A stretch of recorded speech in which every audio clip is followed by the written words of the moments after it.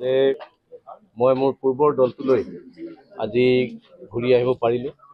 পূৰ্বৰ দলটোলৈ ঘূৰি অহাৰ সুবিধা দিয়াৰ কাৰণে মই নিখিল ভাৰত কংগ্ৰেছ কমিটিৰ সভাপতি মল্লিকাৰ্জুন খাৰ্গে ডাঙৰীয়া আৰু আমাৰ নেতা ৰাহুল গান্ধী ডাঙৰীয়া, আমাৰ অসম প্ৰদেশ কংগ্ৰেছ কমিটিৰ সভাপতি গৌৰৱ গগৈ ডাঙৰীয়া, আমাৰ in charge general secretary Jitendra Singh ডাঙৰীয়াকে আদি কৰি মই আটাইখিনি কংগ্ৰেছ নেতালৈ মোৰ ধন্যবাদ জ্ঞাপন কৰিছোঁ যে আমাক আকৌ কংগ্ৰেছ দলত আহি ৰাইজক সেৱা কৰা বা ৰাইজৰ কাৰণে কাম কৰাৰ, দেশৰ কাৰণে কাম কৰাৰ সুবিধাটো তেখেতসকলে দিলে। আৰু আজি এটা অতি পবিত্ৰ দিন। ইতিমধ্যে আমাৰ মাননীয় সভাপতি গৌৰৱ গগৈ ডাঙৰীয়াই ক'লে যে আজি সুধাকণ্ঠ ভূপেন হাজৰিকাদেৱৰ আজি জন্মদিন।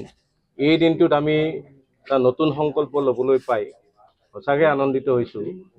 বিশেষকৈ ভূপেন দাই যিখন সমন্বয়ৰ সমাজৰ কথা কৈছিল, সম্প্ৰীতিৰ সমাজৰ কথা কৈছিল, সেই সম্প্ৰীতি আৰু সমন্বয়ৰ সমাজখন গঢ়িবৰ কাৰণে আজি আমি আকৌ নতুনকৈ সংকল্প লৈছোঁ। কিয়নো ভাৰতীয় জনতা পাৰ্টীৰ যি ধৰ্মৰ ওপৰত ভিত্তি কৰি চলোৱা ৰাজনীতি, যি সাম্প্ৰদায়িক ভেদভাৱৰ ৰাজনীতি, সেই ৰাজনীতিৰ বিৰুদ্ধে জনসাধাৰণক একগোট কৰিবৰ কাৰণে ভূপেনদাৰ জন্মদিনটো এটা অতি ভাল দিন বুলি আমি বিবেচনা কৰিছোঁ। কিয়নো ভূপেন দাই সদায় সমন্বয়ৰ কথা কৈছিল, সম্প্ৰীতিৰ কথা কৈছিল।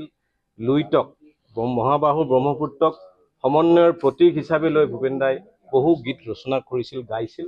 আৰু সেই কথাখিনি সৰুগত কৰি ভূপেন দাই কৈ যোৱা সমন্বয়ৰ এই অসমখন আমি আকৌ ঘূৰাই আনিবলৈ বিজেপিৰ কবলৰ পৰা এই ঘৃণা, সাম্প্ৰদায়িকতা আৰু ধৰ্মৰ ভিত্তিত কৰা ৰাজনীতিৰ পৰা অসমখনক বা ভাৰতবৰ্ষক বচাবৰ কাৰণে আমি আজি আকৌ সংকল্প ল'লোঁ আৰু আজি আমি ভাৰতীয় জাতীয় কংগ্ৰেছত যোগদান কৰিছোঁ।